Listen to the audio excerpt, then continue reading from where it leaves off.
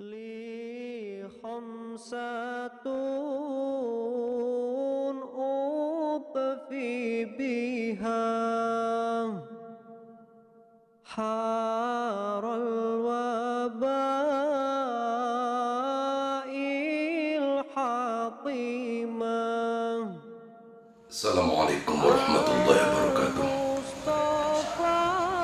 Corona merupakan khalqun min khalqillah. Allah yang menciptakan dan Allah menghendaki semua itu. Mari kita bersama-sama menghadapi musibah bukan hanya nasional Indonesia tetapi dunia ini dengan kita bersatu padu seluruh rakyat bersama pemerintah untuk bersama-sama melawan corona. Dasar yang pertama tentu ayat Quran. Allah berfirman, A'udzubillahi minasyaitonirrajim, Athi'ullaha wa athi'ur rasul wa ulil amri minkum. Kita harus taat kepada Allah, kepada Rasulnya, dan kepada pemerintah. Ada hadis yang menyatakan, Rawa Hisham mubni Urwah an Abi Saleh an Abi Hurairah radhiyallahu anhu qala Rasulullah sallallahu alaihi wasallam, sayalikum ba'di wulatun. Setelah aku nanti akan berkuasa, menguasai kalian seorang penguasa. Fayalikumul barru bibarrihi. Ada penguasa yang baik, dia akan mimpin dengan kebaikan yang ada pada dirinya. Wayalikumul fajir bifujurihi. Dan ada pemerintah yang jelek dan dia akan mimpin dengan kejelekannya. Apa kata Nabi selanjutnya? Fasma'u lahu. Dengarkan apa yang diperintahkan oleh pemerintah kita. Wa ati'u fi kulli ma wafaqal haq.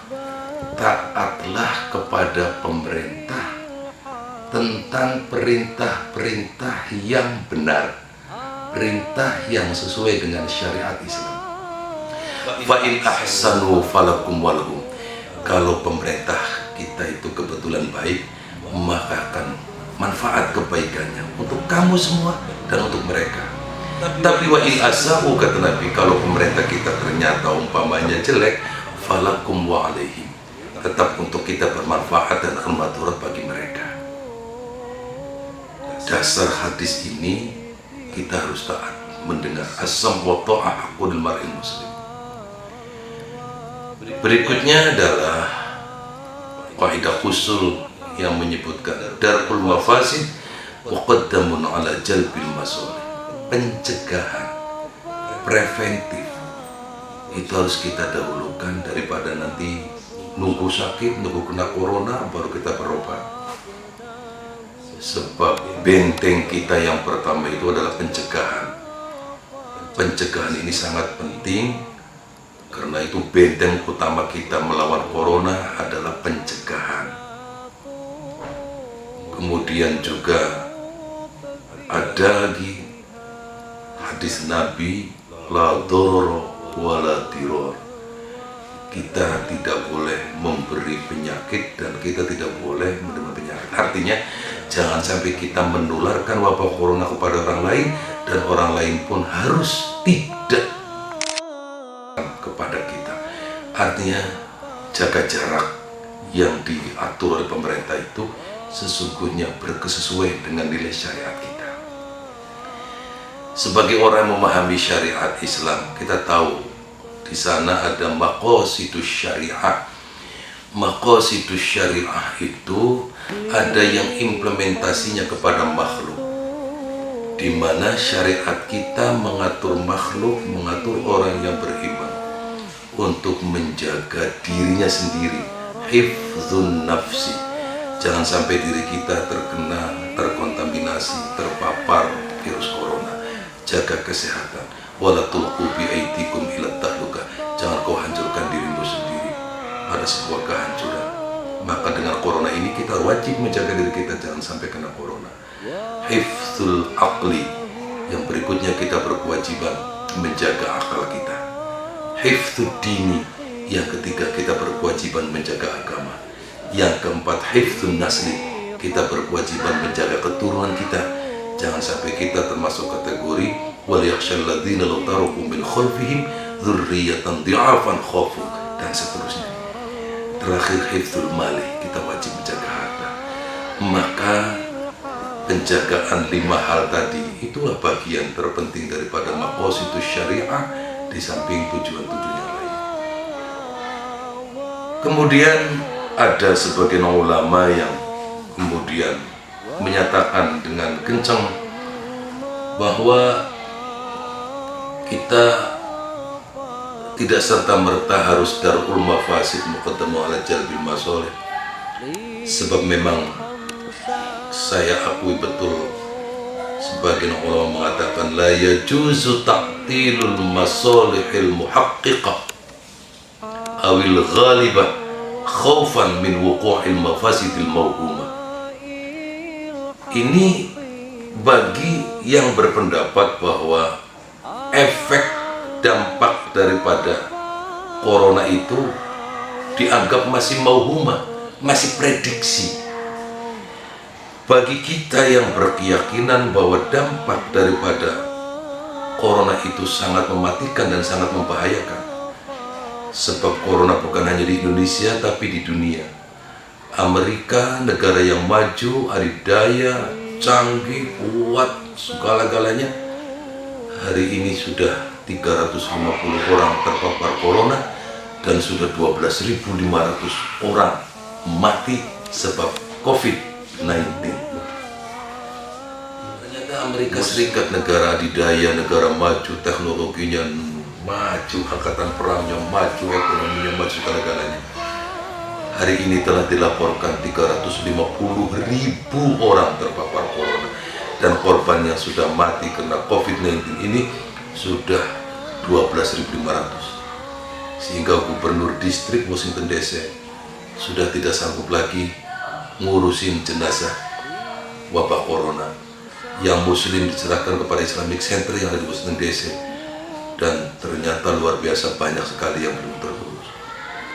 Maka saya berkeyakinan bahwa mafasid dari corona ini tidak mauhumah, tapi betul-betul konkret. Kalau kita yakin itu konkret, maka darul mafasid muqaddamun ala jalbil masoleh. Yang berikutnya adalah bahwa pemerintah sudah meminta fatwa kepada majelis ulama tentang sholat Jumat, dan akhirnya majelis ulama memberikan taujihat, memberikan tausiah dan fatwa menyatakan karena sholat Jumat itu tempat berkerumun orang, dan kerumun orang itu salah satu potensi penularan corona, maka kemudian sholat Jumat dialihkan di rumah masing-masing dengan sholat zuhur, tidak melakukan sholat Jumat. Ini juga sesuai dengan kaidah fikih mulhakim yarfa'ul khilaf. Kalau pemerintah sudah menyatakan itu, kita tidak perlu kemudian melakukan pertentangan dengan hal itu. Jadi dampak daripada corona ini tidak lagi mauhumah prediksi, tapi sudah menjadi kenyataan. Di dunia sudah banyak yang jadi korban, di Indonesia sudah 200 lebih yang mati, walaupun memang ada beberapa dan 200-an orang lebih juga sudah dinyatakan sembuh, tapi yang terpapar tiap hari bertambah. Maka kalau hari ini kemudian sholat Jumat diganti dengan zuhur di rumah masing-masing, ini karena kita fi maqamil ikhtiyar. Sebagaimana kita ketahui bahwa manusia itu pada 24 maqam. Ada maqamul ikhtiyar, ada maqamut tawakal. Dan ini juga dialami oleh baginda Rasulullah SAW. Dikala beliau diperintah Allah hijrah dari Mekah ke Madinah, beliau ditemani oleh sahabat Abu Bakar. kemudian sementara beristirahat bersembunyi di sebuah gua. Pemuda-pemuda kafir Quraisy dengan pedang terhunus siap membunuh Rasulullah di mana aja ketemu. Abu Bakar melihat dari lubang gua itu para pemuda kafir Quraisy dengan pedang terhunus. Abu Bakar menangis ketakutan. Apa kata Abu Bakar? Ya Rasulullah, lau ra'a ma fi qadamaihi la ra'ani. Kanjeng Nabi, seandainya mereka melihat ke bawah, ke telapak kaki, ke lubang gua, niscaya mereka melihat kami berdua di sini, habis kita. Rasulullah pada waktu itu dengan sangat tenang menyampaikan, menghibur kepada Abu Bakar, la tahzan, innallaha ma'ana. Jangan takut Abu Bakar, Allah bersama kita. Kenapa kanjeng Nabi demikian tenang? Karena Nabi fi maqamit tawakkal. Semua sudah diatur, dibimbing oleh Rasulullah perjalanan hijrahnya. Tapi mari kita lihat, di kala perang Badar terjadi, pasukan semua sudah siap, panglimanya Sayyidina Hamzah sudah siap, lawannya di seberang sana kafir Quraisy sudah siap, tetapi Rasulullah belum memberikan komando. Akhirnya sahabat Abu Bakar diminta oleh Sayyidina Hamzah untuk menghubungi baginda Rasulullah. Kapan kita akan memulai perang Badar ini? Ternyata sahabat Abu Bakar mendatangi Rasulullah. Rasulullah masih ada dalam kemahnya, dan Rasulullah dalam keadaan sujud, menangis, memohon bantuan kepada Allah SWT. Hari ini Abu Bakar tenang, tetapi kanjeng Nabi malah menangis. Kenapa? Bagi diri Nabi hari ini adalah fi maqamil ikhtiyar. Menghadapi orang kafir Quraisy itu harus mengatur strategi perang. Bagaimana 313 orang muslim harus bisa menang, mengalahkan 1000 lebih orang kafir Quraisy. Harus ada strategi. Kalau umat Islam kalah, Nabi sudah membacakan doa, ya Allah lam tu'bad abada, jika kami kalah engkau tidak akan disembah selamanya. Nah ini fi maqamil ikhtiyar. Sehingga Abu Bakar yang tenang itu, kemudian sahabat Abu Bakar menghibur Nabi. Ya Rasulullah, kanjeng Nabi, bangkitlah dari sujudmu, ya, janganlah kau menangis terus. Ma yukhzikallah, Allah tidak akan menyia-nyiakan engkau, Allah tidak akan menghinakan engkau, kita pasti menang. Tapi Rasulullah menjawab, tidak, sebelum Allah mengirim bala bantuan, kita tidak akan memulai perang. Karena di sini dibutuhkan strategi untuk menang, dan di sini perlu bantuan dari Allah. Karena secara logika kemanusiaan, 313 orang melawan 1000 lebih tidak akan menang. Nah, kita menghadapi corona. Jadi bukan Jumat yang dilarang, tapi Jumat di rumah itu dalam rangka kita mengamankan diri, hifdzun nafsi. Ini maqasid syariah kita, harus kita pahami bersama. Nah, ke depan dalam hitungan minggu bahkan hari kita akan memasuki Ramadan. Tidak mustahil, pemerintah sudah woro-woro, sudah mohon kepada majelis ulama bagaimana arus mudik yang sudah menjadi tradisi, yang sudah kuat menjadi adat istiadat, silaturahim, lebaran. Kemudian kita Ramadan, orang berlomba-lomba beribadah, sholat tarawih, sholat idul fitri. Bagaimana dengan kondisi bangsa kita lagi berhadapan dengan corona? Kalau sholat Jumat yang jelas wajib saja karena darurat dibolehkan diganti dengan zuhur di rumah, apalagi silaturahim yang hukumnya tidak wajib, apalagi sholat tarawih yang hukumnya sunnah, apalagi sholat idul fitri yang hukumnya sunnah.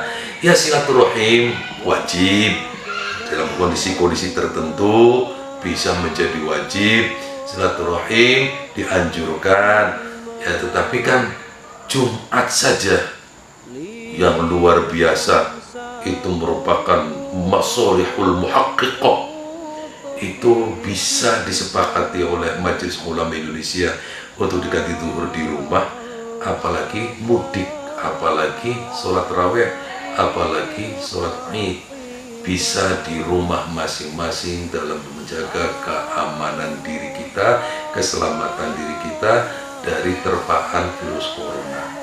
Jadi saya meminta mari bersama-sama dengan pemerintah, kita orang Jawa Barat dengan Gubernur Jawa Barat, kita orang Cirebon dengan Bupati Cirebon, kita orang Pabedilan dengan Camat Pabedilan, tentunya kita bersama-sama bersatu padu melawan wabah corona demi hifdzun nafsi, menjaga diri kita untuk keselamatan bangsa dan negara. Pemerintah dalam hal ini, Presiden, Menteri, semua menteri yang terkait, gubernur, wali kota, bupati, semuanya ya, dengan kekuatan undang-undang yang ada mensejahterakan rakyatnya, menyelamatkan umatnya, membahagiakan umatnya, maka ini harus kita sambut dengan baik. Jangan ada pemikiran-pemikiran yang negatif atau negatif thinking, tapi kita semua harus dihadapi dengan penuh kelegoan, sebab yang namanya virus bukan hanya terjadi hari ini. Zaman Rasulullah sudah ada to'un, zaman sahabat ada to'un, malah sahabat yang kena korban, kena to'un juga ribuan jumlahnya. Pada zaman tabi'in, ulama salaf sampai hari ini ya, kita pernah mengenal ada MERS, kita pernah kenal ada flu babi, kita pernah kenal ada flu burung, kita pernah kenal ada malaria, kita pernah ada kolera, banyak sekali. Dan hari ini corona. Mari kita bersama-sama dengan nilai tawakal kepada Allah, tapi kita harus ikhtiar, harus usaha menyelamatkan diri, dan harus ikhtiar hati-hati. Kita tidak perlu ngomong kenapa takut kepada corona, tidak takut kepada Allah. Bahasa ini nampaknya indah, tapi justru ini sangat-sangat mencelakakan.